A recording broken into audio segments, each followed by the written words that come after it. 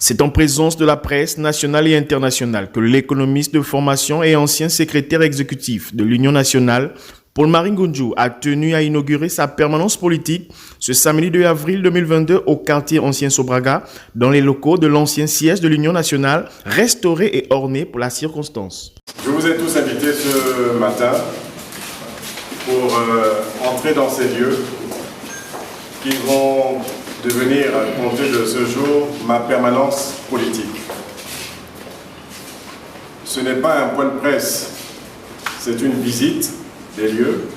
Vous aurez l'occasion tout à l'heure je pourrai marcher entre les uns et les autres pour que nous puissions parler une minute, mais en entrant dans ces lieux, je voudrais que vous puissiez sentir la charge historique de ces lieux, qui ont été le siège de l'Union nationale et aujourd'hui ma permanence politique.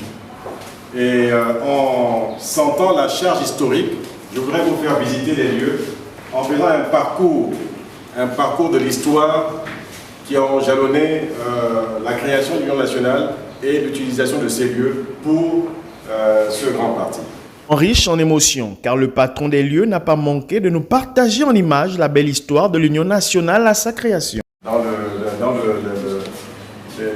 ce bâtiment, et ce sont les Nations Unies qui ont demandé de surseoir à tout cela parce que ce bâtiment était protégé par la Convention de Rome.